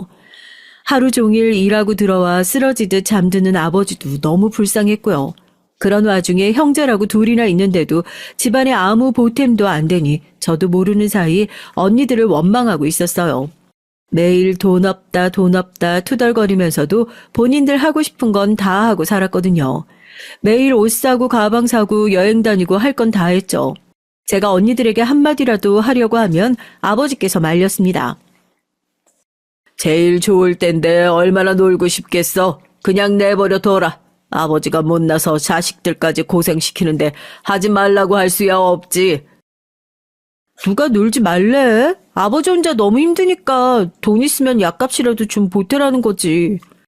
어린 저도 동생의 아는 가게에서 일하고 조금이라도 돈을 벌면 다 아버지에게 드리고 있는데 다 큰 언니들은 아르바이트에서 번 돈을 가지고 매일 펑펑 쓰고만 다니니 얄미웠습니다. 아직 대학생인데 아르바이트에서 번 돈 달라고 아버지가 무슨 염치로 말해. 우리 막내도 공부하느라 힘들 텐데 괜히 설거지 아르바이트 같은 거 하지 마. 아버지가 다 알아서 할게. 아버진 저에게 너무 많은 걸 떠안으려고 하지 말라고 하시면서 절 안쓰러워하셨지만 반면 전 아버지가 더 불쌍하고 안쓰러웠어요. 성취도 않은 다리를 하고 매일 가게에 나가 하루 종일 사람들 시중이나 들고 아픈 아내 돌보느라 쉬는 날도 없이 사는 모습이 걱정됐거든요. 전 결국 고등학교를 졸업하자마자 바로 동네 백화점에 취직했습니다. 공부에 워낙 취미가 없기도 했고 하루라도 빨리 돈을 벌어서 아버지를 편하게 살게 해드리고 싶었거든요. 어머니는 5년을 꼬박 고생하시다가 돌아가셨어요. 어머니가 돌아가신 이후 아버지는 하던 가게를 접고 아는 분과 조금 더 큰 식당을 냈죠. 그럴 수밖에 없었던 게 아버지에게 빚이 있었어요. 아버지께서 언니들에겐 말하지 말라고 했지만 어머니 병원비에 언니들 학비까지 감당하느라 여기저기 쌓인 빚이 많더라고요. 그럴 만도 했죠. 코딱지만한 가게에서 벌면 얼마나 벌겠어요. 정리한 가게 보증금으로 빚을 일부 갚고 아버진 다시 일용직 일을 시작하려고 했습니다. 내가 취직도 했고 이제 돈도 버니까 아버진 그냥 집에서 좀 쉬세요. 지금까지 쉬지도 못하고 평생 일만 했는데 그 몸으로 일용직은 또 무슨 일용직이에요? 전 아버지가 절뚝거리는 다리를 가지고 나가서 또 몸으로 하는 일을 하신다는 게 너무 싫었어요. 언니들이야 다들 취직하고 나서도 아버지를 나 몰라라 하고 있었지만 전 달라요. 제가 아버지를 평생 책임지는 한이 있어도 아버지를 쉬게 해드리고 싶었습니다. 우리 막내 말이라도 너무 고맙네. 근데 나 아직 젊어. 딸이 셋이나 있는데 셋 다 시집 보내려면 부지런히 벌어야지. 우리 시집을 아빠가 왜 보내줘? 다 컸는데 우리가 알아서 하는 거지. 전 아버지에게 이제 더는 힘든 일 하지 마시고 마음 편하게 둘이 살자고 했어요. 제가 철이 없는 건진 몰라도 전 결혼 같은 거 안 해도 평생 아버지랑 둘이 살면 행복할 것 같았거든요. 그러던 중 동네에 아버지를 잘 아는 분이 새로 크게 갈비집을 여는데 아버지께 같이 장사를 해보자고 제안을 주셨나 보더라고요. 아버지께서 오래 장사를 하시기도 했고 음식 솜씨가 좋은 편이라 스카우트하고 싶다고요. 전 이제 연세도 있는데 가게는 또 무슨 가게냐고 말렸지만 아버진 좋은 기회라면서 있는 돈을 다 갈비집에 투자를 해서 새로 시작하셨습니다. 그런데 참 다행인 게 그게 잘 됐어요. 처음 시작할 때 가게 규모가 커서 과연 잘 될까 걱정했었는데 금방 입소문이 나서 지역 내의 유명 음식점으로 대박이 났습니다. 그 덕분에 집도 사고 언니들 시집도 다 보냈죠. 저도 제 밥벌이는 스스로 하다 보니 그때부턴 집안 사정이 확연히 좋아지더라고요. 쉬는 날이면 저와 아버지 둘이 앉아서 소주 한 잔씩 마시곤 했는데 그럴 때마다 아버진 어머니 얘기를 했습니다. 이렇게 큰 집도 사고 너희 언니들 시집가서 잘 사는 모습 보면 너희 엄마가 얼마나 좋아했을까. 우리 막내가 돈도 잘 벌고 시집갈 나이 됐다고 그러면 놀라서 엄마가 펑펑 울지도 몰라. 언니들은 결혼해서 자식 낳고 사느라 지난 일은 까마득하게 잊고 사는 것 같았지만 저와 아버지는 아니었어요. 매일 어머니 얘기를 하고 그리워하며 잠들곤 했습니다. 아버지는 항상 이제 저만 시집 보내면 할 일은 다 한 거라고 얘기하셨죠. 그럴 때마다 결혼 생각 없다고 해도 늦게라도 좋은 사람을 만나면 꼭 결혼해야 한다고 하셨고요. 부모도 좋고 형제도 좋지만 부모나 형제가 평생 옆에 있어줄 수는 없잖니. 자고로 배우자가 있어야 늙고 병들어서도 외롭지 않은 거야. 좋은 남자 만나서 결혼해야 한다던 아버지의 말씀은 결국 제 걱정이었습니다. 언니들이야 시집가서 다 남편이 있지만 전 아버지께서 돌아가시면 혼자 남게 되니 그게 걱정이셨나 보더라고요. 아버진 끝까지 제 걱정만 하시다가 돌아가셨어요. 아버지께서도 암이었습니다.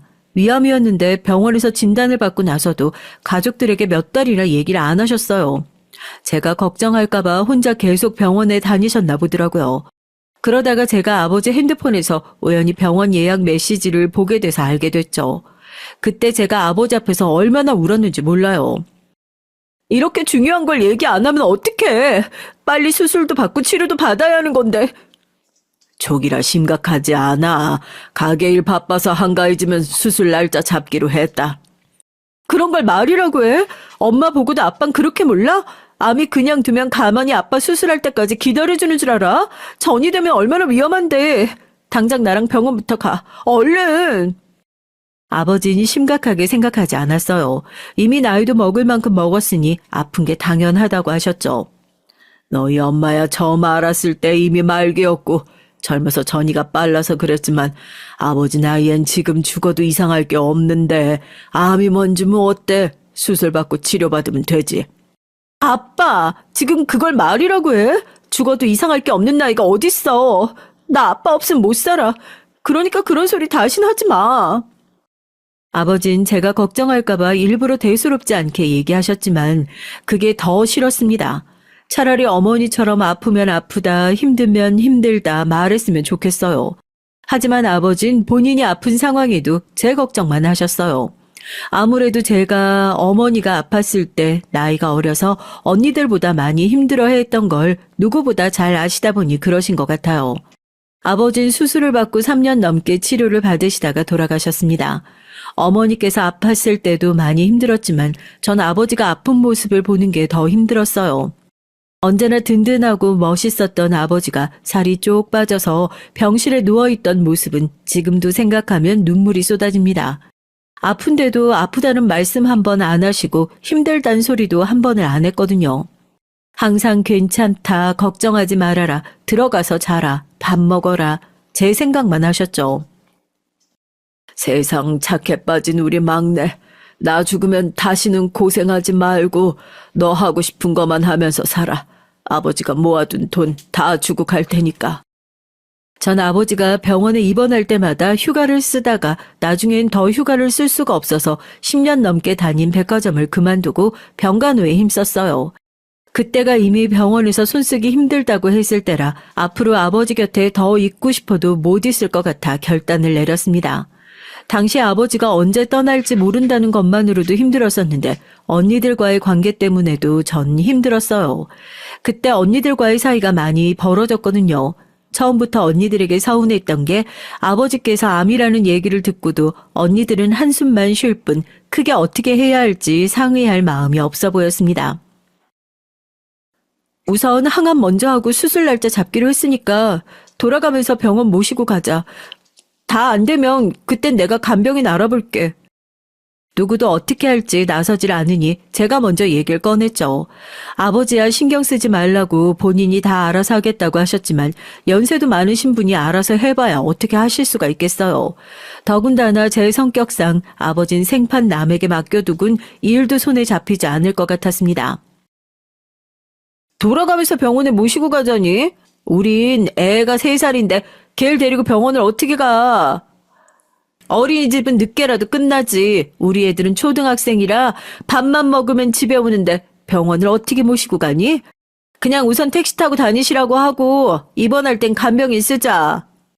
당시 언니들은 결혼해서 조카들도 있는 상황이었어요.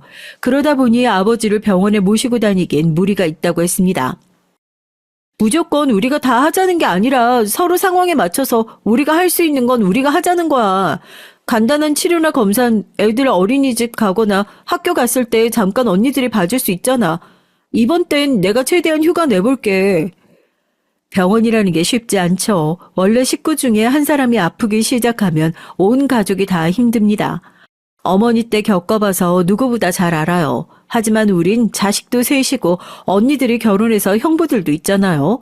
아버지가 도와달라 먼저 하시는 성격도 아니니 우리가 할 수 있는 부분만 나눠서 하면 되는데 시작부터 아무것도 못하겠다는 식으로 나오니까 속이 상하더라고요. 그거야 네 생각이지. 아버지가 거동을 못하시는 것도 아니고 혼자서 다 할 수 있는 일까지 우리가 어떻게 신경을 써? 네가 애가 없어서 그러는데 나도 내 자식 뒤치다꺼리 하느라 힘들다. 언니들 마음을 이해 못하는 건 아니에요. 당연히 본인들 가정이 있으니 친정에 신경 쓰기 힘들겠죠. 전 무조건 아버지 일에 신경 쓰는 게 아니라 의견을 내본 겁니다. 그런데도 언니들은 의견은커녕 일절 신경 쓰지 못한다는 식이었어요. 시작부터 딱 잘라 못하겠다고 하니까 저도 더는 얘기하지 않았습니다. 그냥 전 나름대로 제가 할 수 있는 선에서 아버지에게 도리만 다하려고 했어요. 하지만 매일 병원에 왔다 갔다 하며 아버지의 상황을 보다 보면 도리만으로는 되지 않았습니다. 아버지께서 병원에서 우왕좌왕 하실 걸 생각하면 일이 손에 잡히질 않았어요. 그렇게 꼬박 아버지와 3년을 보내다 아버지께서 돌아가신 겁니다. 물론 언니들도 자식이고 저도 자식이죠. 그러니 아버지의 집이 제 집이 아니라는 것 정도는 저도 알아요. 하지만 저도 제가 어느 날 갑자기 이렇게 남자에게 미칠 줄은 몰랐습니다. 집을 내가 혼자 다 갖겠다고 한 것도 아니고 나갈 준비 될 때까지만 당분간 지내겠다는데 언니들이 그 정도도 이해 못해줘? 언니들이 자식으로서 부모님께 못한 것도 내가 다 했잖아. 그 정도면 나도 이 정도 권한은 있다고 생각해. 저도 이런 치사한 말까지 하고 싶진 않았지만 언니가 이제 와서 아버지 집을 파니 마니 참견하는 게 재수 없었어요. 부모가 도움이 될 때만 부모고 아닐 땐 아닌 게 아니잖아요. 너 내가 이럴 줄 알았어. 지 혼자 회사까지 그만두고 아버지 간호하네 뭐하네 생색 오지게 내더니만 다 이러려고 그런 거구나. 아버지 집 은근슬쩍 차지하려고. 아버지께서 남긴 재산이 집밖에 없어서 다행이지 많기라도 했으면 언니들과 전 아주 볼만했을 거예요. 언닌 제가 한 얘기를 듣지도 않고 제가 아버지 집을 욕심내는 줄로만 알았습니다. 됐다 됐어. 내가 언니랑 무슨 말이 통하겠냐? 알았으니까 집 다시 내놓을게. 집 나가면 내 목 챙겨서 나갈 테니까 그런 줄 알아. 전 할 말이 많았지만 애써 참았어요.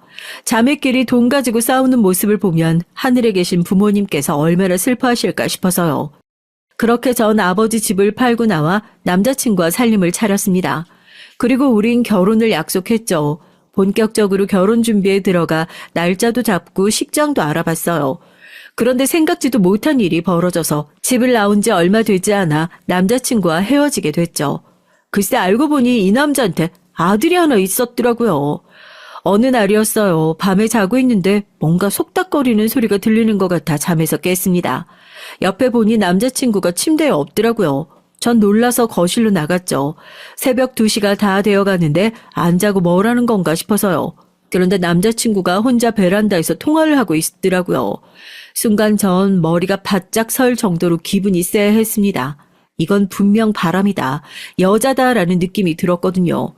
그런데 베란다로 가까이 갈수록 들리는 말이 충격이었습니다. 우리 아들 시간이 몇 시인데 아직 안 자면 어떡해. 늦게 자면 키 안 크니까 빨리 자. 아빠가 이번 주말에 꼭 내려갈게. 제가 이 두 귀로 분명히 똑똑히 들었어요. 아들이라고 했거든요. 전 생각할 것도 없이 그대로 베란다 문을 벌컥 열었습니다. 자기야, 지금 그게 무슨 소리야? 아들이라니? 설마 당신한테 아들이 있어? 그때 남자친구의 표정을 전 잊지 못해요. 너무 놀라서 눈동자가 잔뜩 흔들리더라고요. 자기야, 그게 사실은 어떻게 된 일이냐면 내가 자기한테 얘기하려고 했는데. 남자친구는 서둘러 해명을 하려고 했지만 말을 하면 할수록 말이 안 됐어요. 남자친구에게 아들이 있는 게 맞더라고요. 잘못했으면 전 사기 결혼을 당할 뻔했습니다. 얘기는 이랬어요. 부산에서 만났을 때 남자는 전 부인과 이혼한 지 얼마 되지 않아 오랜만에 친구들과 만나 이혼 파티를 했답니다. 그날 절 만나게 된 거예요. 처음 이혼했을 때 아들은 전 부인이 데려가 키우기로 했는데 저와 만나던 중 전 부인이 재혼을 하게 됐답니다. 남자는 아들이 다른 남자를 아버지라고 부르며 사는 꼴을 절대 보기 싫었대요. 아들도 새아빠와 살기 싫다고 했고요. 그래서 남자는 아들을 다시 데려오기 위해 서울로 새로 직장을 구하려고 했답니다. 아들을 조금 더 나은 환경에서 자라게 하고 싶어서요. 그러던 중 저와 관계가 가까워지고 나니 작전을 바꾼 겁니다. 저에게 본인 아들을 키우게 하기로요. 당신이랑 결혼하기 전에 아들이 있다는 얘기는 하려고 했어. 근데 갑자기 자기 언니들이 우리 둘이 살던 거 알게 되고 집에서 나오기로 하면서 당신이 정신이 없었으니까 나까지 말을 못하겠더라고. 당신 좋은 사람이잖아. 우리 셋이 가정 꾸리고 살면 행복할 거야. 내가 당신한테 정말 잘할게. 남잔 뻔뻔하기 그지없었어요.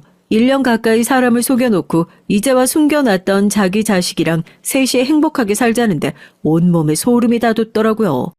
그 순간 전 아버지의 유언이 생각났어요. 앞으로 제발 고생 좀 하지 말고 평생 제 생각만 하면서 행복하게 살라던 그 말이요. 전 아버지를 생각해서라도 단칼에 그 남자친구와 헤어졌습니다. 결혼까지 약속한 사람이긴 했지만 태어나게 1년 가까이 절 속인 사람을 믿고 평생을 살 수는 없었어요. 사실 다행이죠. 혼인신고라도 하기 전에 진실을 알게 됐으니까요. 그 일을 겪고 전 많은 것을 느꼈습니다. 세상에 보이는 것만이 전부는 아니라는 걸 말이죠. 결혼까지 생각했던 남자친구에게 아들이 있다는 사실을 알았을 땐 사실 하늘이 다 무너지는 것 같았어요. 그 정도로 남자친구를 좋아했거든요. 제 인생에 부모님 말고 절 오롯이 사랑해주는 사람이 생겼다는 게 너무 행복했었는데 그런 사람이 절 속였다고 생각하니 더 마음이 찢어졌어요. 전 남자친구와의 일을 털어버리려 부단히도 노력했습니다. 결혼 전에 안 게 다행이고 그냥 똥 밟았다고 생각하기로 했어요.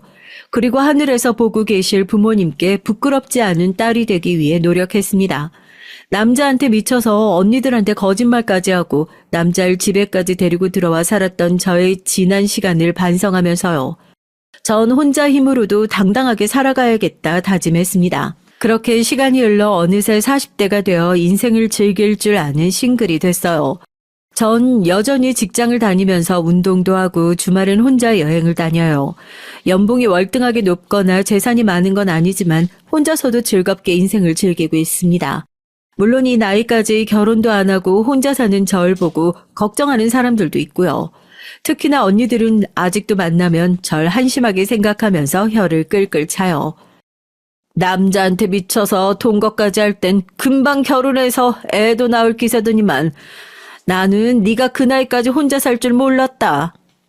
그러게 아버지가 돌아가시면서도 네 걱정을 그렇게 했는데 아직도 그 모양으로 혼자 사는 거 보시면 얼마나 속상해 하시겠니? 언니들은 변한 거 없이 여전했어요. 제가 하는 일이라면 다 꼬투리를 잡고 못 잡아먹어 안달이었죠. 저도 그동안 산전수전이라면 다 겪어서 그런지 저도 이제 웬만해선 언니들한테 지지 않습니다. 혼자 사는 게 어때서? 언니들처럼 매일 형부랑 사내 못 사내 지지고 볶고 사는 것보다 낫지.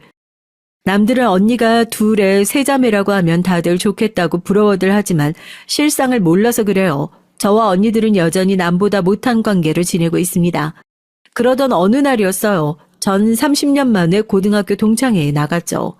인생이 참 별거 없고 허무하다는 생각이 들자 지금까지 한 번도 가지 않았던 동창회에 꼭 가야겠다는 생각이 들더라고요.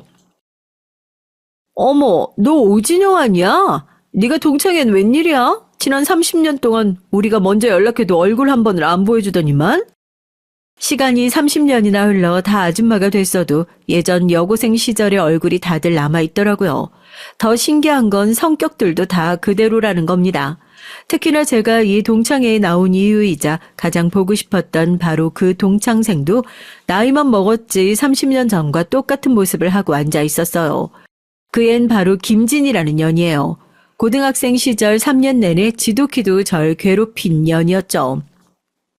그러게 학교 다닐 때 워낙 구질구질해서 안 그래도 난 네가 어떻게 사는지가 제일 궁금했었는데 드디어 나왔네. 근데 영 행색을 보아하니 여전히 구질구질하다.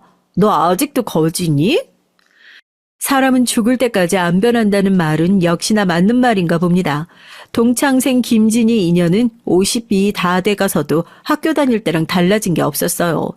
여고 시절 3년 내내 우리 아버지 다리 절뚝거리고 가난하다고 그렇게 괴롭히더니만 하나도 변한 거 없이 그때나 지금이나 저만 보면 못 잡아먹어서 안달이었죠.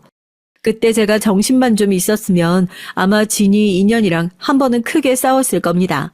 당시에 어머니가 아프시다는 거에 혼자 너무 우울하고 힘들어서 끙끙 앓느라 학교에서 일어나는 일까지 스트레스 받을 여력이 제겐 없었어요.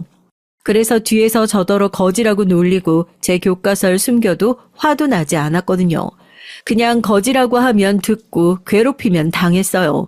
당시에 제 머릿속엔 온통 어머니 생각밖에 없었거든요. 하지만 시간이 지날수록 불현듯 그때의 일이 떠오르곤 했어요. 제 인생에서 가장 힘들었던 시기에 한 사람이라도 좋은 친구가 곁에 있었으면 얼마나 좋았을까 싶더라고요. 그러면서 자연스레 김진희에 대한 원망과 분노가 마음에 자리 잡고 있었습니다. 너 김진희 맞지? 너 옛날하고 너무 많이 달라졌다. 얘, 너 왜 이렇게 늙었어? 하긴 너 내가 듣자 하니까 남편이랑 시장에서 생선 가게 한다며? 애들 키우느라 장사하랴 고생해서 그런지 얼굴이 완전 맛이 갔다 얘. 나쁜 년은 하나도 안 변했어도 전 변했습니다. 제가 이제 더는 그때 답답했던 여고생 오진영이 아니었어요. 제가 이 정도 예상도 안 하고 30년 만에 동창회에 나왔을 리 없었죠. 진이 년만 만나면 본때를 보여줘야겠다 생각했거든요. 그때였습니다. 제가 가게 밖을 보며 손짓을 살짝 하자 가게 앞에 있던 정장을 입은 남자들이 우르르 가게 안으로 들어와 제 주변을 에워쌌어요. 대표님 찾으셨습니까? 머리를 숙이며 제 곁으로 다가온 남자는 대표님이라고 부르며 저에게 필요한 게 있는지 물었어요. 그 모습에 테이블에 있던 동창들은 다들 놀라서 수군거렸습니다. 대표님? 뭐야? 이 남자들 아까부터 가게 앞에 서 있던데 진영이 네가 아는 사람이었어? 학창 시절 절 제일 괴롭히던 진인현 옆에 항상 딱 붙어서 여우짓을 하던 동창년이 역시나 제일 먼저 반응했어요. 제게 인사하는 남자들이 누구냐며 꼬치꼬치 물었습니다. 아, 봤구나. 사실은 나랑 같이 일하는 경호원들이야. 김 비서랑 얘기해서 오늘은 다들 일찍 퇴근해요. 나도 오랜만에 친구들 만나서 좀 늦게까지 놀고 싶으니까. 전 별일 아니라는 듯 친구들에게 웃어 보이며 경호원들을 돌려보냈어요. 그런데 경호원 말이 안 된다는군요. 대표님, 그건 힘들겠습니다. 내일 중요한 미팅이 있으셔서 저희가 꼭 모셔야 돼요. 저희 밖에서 기다릴 테니 필요한 거 있으시면 말씀해 주세요. 다시 한번 정중하게 고개를 숙인 경호원들은 밖으로 나가더니 가게 앞을 지켰습니다. 그 순간 저에게 일절 관심 없었던 동창생들의 시선마저 일제히 절 향하는 게 느껴졌어요. 어머, 진영아, 너 결혼도 안 하고 혼자 산다더니만 성공했구나. 대표님이라니? 너 설마 사업해? 경호원까지 있을 정도면 진짜 장난 아니다.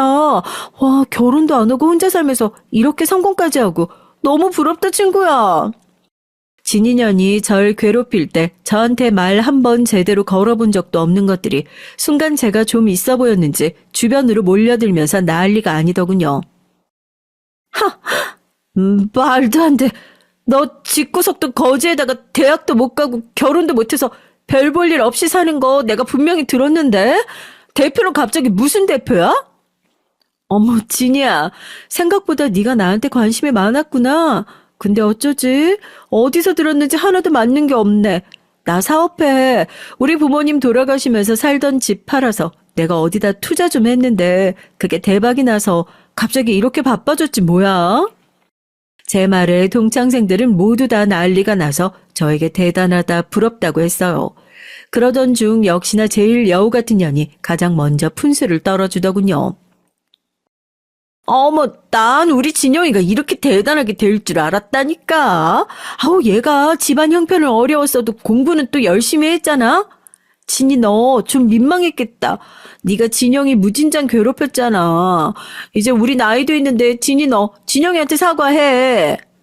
암튼 옛날이나 지금이나 몰아가는 데는 아주 재주가 있더군요.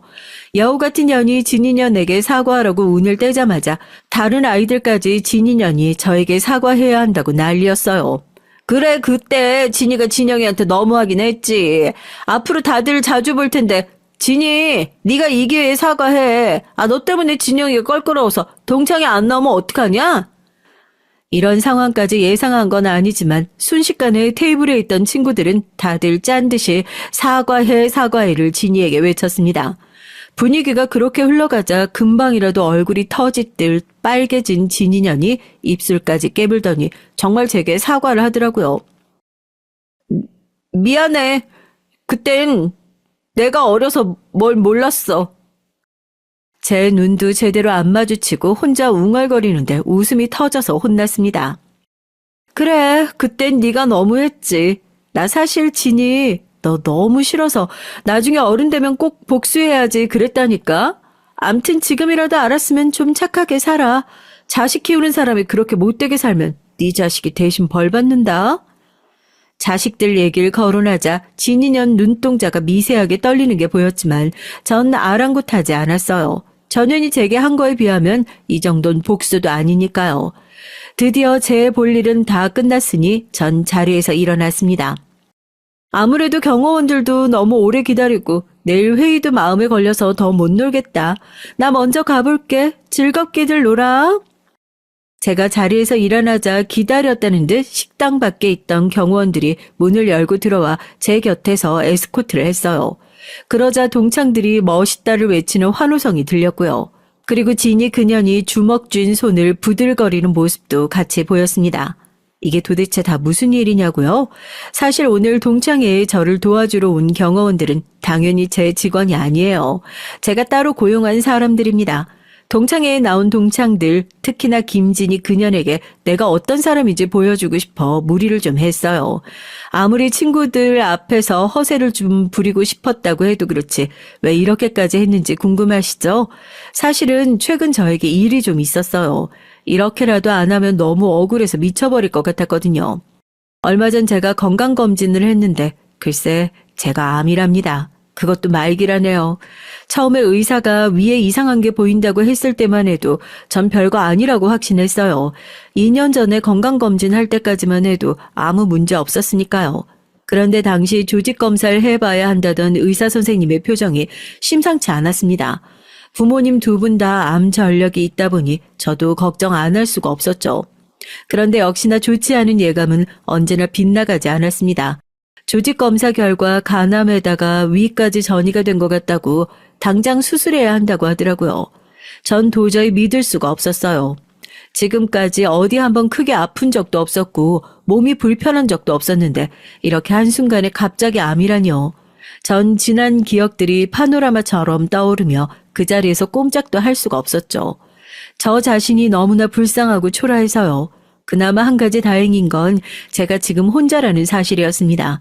남편도 없고 자식도 없다는 사실이 처음으로 다행이란 생각이 들었어요. 그날 전 병원에서부터 집까지 1시간도 넘게 걸리는 거리를 걸어왔습니다. 처음 병원에 나왔을 땐 걸을 수도 없이 온몸에 힘이 하나도 없더니만 한번 걷기 시작하자 머릿속까지 생각이 꼬리에 꼬리를 물고 정신없이 이어져서 도저히 걸음을 멈출 수가 없었어요. 그리고 내가 만약 올해 안에 죽게 된다면 난 무엇을 가장 많이 아쉬워하고 후회하게 될까 떠올려 봤습니다.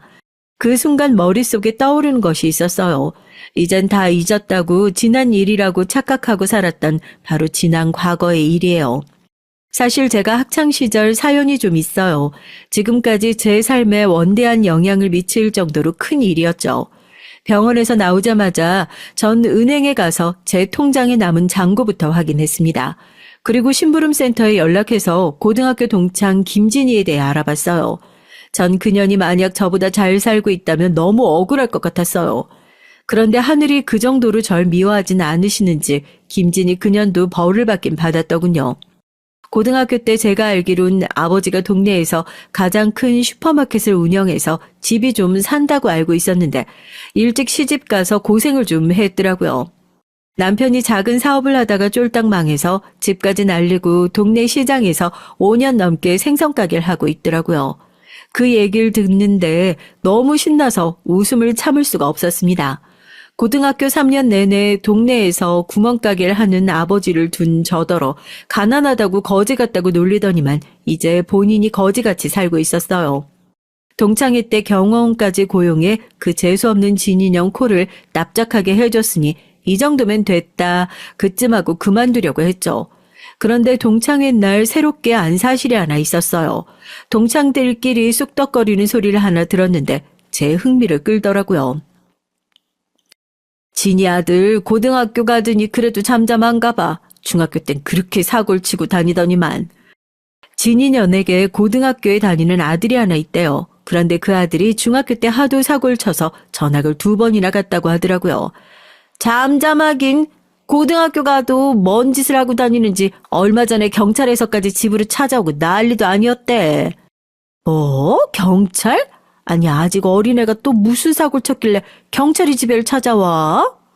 말도 마. 진이가 자기 아들하고 상관없는 일이라고 딱 잡아 뗐다고 하는데 내가 보기엔 분명 진이 아들이 또 뭔가 사고 친 거라니까.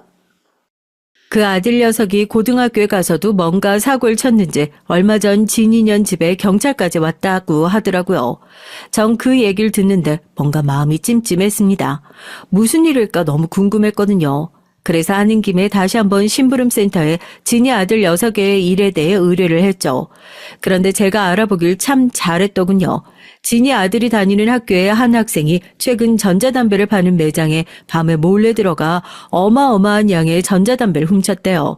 학생이 검거되고 나서 그 일로 경찰이 조사를 했는데 전자담배를 훔친 학생은 본인이 하고 싶어서 한 게 아니라 누군가 시켜서 어쩔 수 없이 담배를 훔친 거라고 증언했답니다. 평소에도 괴롭히던 애들이었는데 담배를 안 훔쳐오면 집에 불을 내버리겠다고까지 했대요. 그중 주동자가 바로 진이년 아들이었습니다. 훔친 아이가 주동자가 따로 있다고 얘기하긴 했지만 증거가 없어서 진이년 아들은 제대로 조사도 안 받고 끝났나 보더라고요. 제 입으로 이런 말까지 하고 싶지 않지만 역시 핏줄은 무시 못합니다. 어미가 학교 다닐 때 하던 짓을 아들놈도 똑같이 했더라고요. 진인연이 학교 다닐 때 자신이 아끼는 손목시계가 사라졌다면서 절 범인으로 지목한 적이 있었거든요. 그때 일이 얼마나 억울했으면 지금까지도 생생해요. 선생님, 저번부터 오진영이 제 시계 예쁘다고 부러워했거든요? 분명 제가 가져간 거라니까요. 친구를 무조건 의심하면 안 되지. 진영아, 진이가 자꾸 얘기하니까 가방 좀 확인해봐도 되겠니? 이미 김진이 그년이 제 가방에 손목시계를 넣어뒀으니 당연히 제 가방에서 손목시계가 나왔습니다. 그날 담임 선생님께 맞은 걸 생각하면 아직도 너무 답답하고 억울해요. 그 순간 전 이대로 넘어가선 안 되겠다 싶었어요. 김진이 그년이 제 앞에서 당황하는 얼굴 정도는 보고 싶다는 생각이 들었어요. 전 곧바로 심부름센터에 의뢰해 진이년 아들이 사건의 주동자라는 증거를 찾아달라고 했습니다. 그리고 얼마 뒤 익명의 제보자 이름으로 학교와 경찰서에 증거 사진과 자료를 보냈죠. 진이 아들이 평소 그 친구를 괴롭히고 나쁜 짓을 시켰다는 증언들과 학교 주변 영상들을 보냈어요. 그리고 결정적으로 아이들끼리 단톡방에서 주고받은 얘기들을 증거 자료로 제출했어요. 증거를 구하는 건 어렵지 않았습니다. 진이년 아들이랑 제일 친하게 지낸다는 놈을 알아내서 그 녀석한테 용돈 좀 주고 카톡 내용을 캡처해서 보내달라고 했거든요. 역시나 간신배 같은 놈들은 끝까지 간신이더군요. 돈을 받자마자 바로 카톡 내용을 보내주더라고요. 뭐 놀랍지도 않아요. 당연한 일이죠. 걔네들은 진짜 친구 사이가 아니니까요. 얼마 뒤 동창들끼리 모인 단톡방에서 진이 아들이 또 사고를 쳐서 고등학교까지 잘리게 됐다는 얘기를 들었어요. 소년원에 가게 될지도 모른다고 하더라고요. 전 그제야 묵었던 체증이 다 내려가는 것 같았습니다. 전 암 말기 환자예요. 수술도 했고 치료도 꾸준히 받고 있지만 언제 죽을지 모릅니다. 사람들은 저를 보면 불쌍하다고 할 수 있어요. 평생 고생만 하다가 결국은 병에 걸렸다고 하면서요. 하지만 전 괜찮습니다. 어머니 아버지 두 분 다 암에 걸려 돌아가신 모습을 봐서 그런지 저도 잘 견디다가 가야 할 때가 오면 부모님 곁으로 다시 돌아간다 생각하기로 했거든요. 제 얘기를 들으시는 분들 중엔 제 생각이 이해가 안 된다는 분들도 많으시겠지만 젊은 나이에 병에 걸린 절 가엽게 여기신다면 꾸중이 아니라 제게 힘내라고 위로의 말 댓글로 많이 남겨주세요. 저에게 많은 힘이 될 것 같습니다. 저의 기나긴 인생 얘기 끝까지 들어주셔서 감사해요. 언제나 건강하시길 바라겠습니다.